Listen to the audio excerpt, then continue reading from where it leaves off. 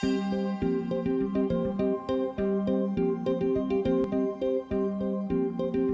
naam is Sander Kleikers en mijn moment van 2016 was het misschien wel beste Limburgse wielerjaar ooit.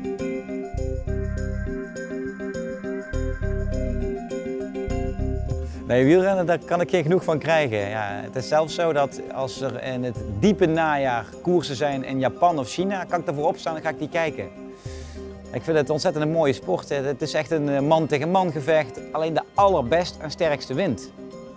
Poels en Dumoulin die waren dit jaar fenomenaal. Ja, het is zo ongelooflijk goed. Het was een ongelooflijke zware Luik-Bastenaken-Luik, misschien wel een van de zwaarste ooit.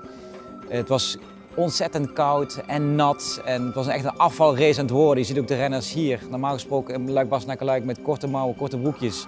Echt heel dik ingepakt, zelfs met mutsjes op.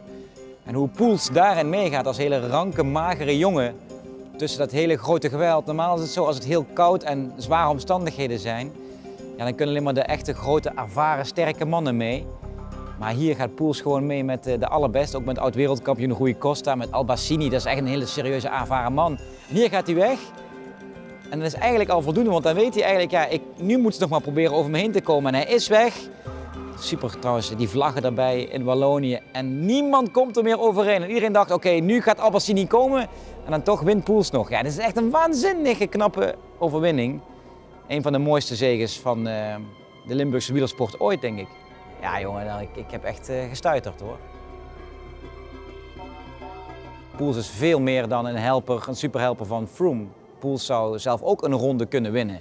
Misschien niet de Tour, maar de Vuelta zou hij best kunnen winnen.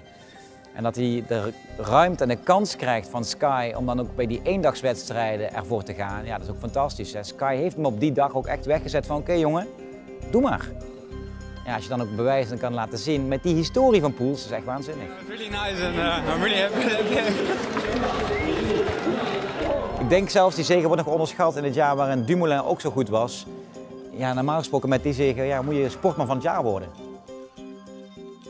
Dumoulin en Poels, je kunt ze niet vergelijken en ik vind die prestaties echt bijna even goed. Maar ik kan me voorstellen dat het grote publiek voor Dumoulin kiest als je 2 Tour-etappenzeges op je naam schrijft, de roze trui in de Giro draagt en ook nog een zilver wint in de Rio. Ja, dat is best wel goed, ja.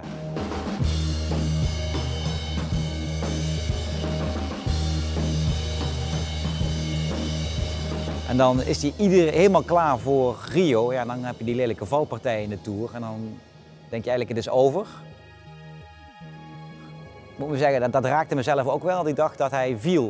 Ik dacht, het zal toch niet waar zijn, joh. Als je zo goed bent en dan valt, dat hij dan daar zilver haalt. Ja, ik zei wel eens, hij heeft zilver gewonnen en niet goud verloren. Maar dat vindt hij zelf niet, hoor. Ik ben in ieder geval heel erg trots dat ik hier toch mag staan en dat ik deze gouden. Als Tom valt, dan val ik een beetje mee en het zal toch niet waar zijn. En als Wout wint, ja, dan juich je mee.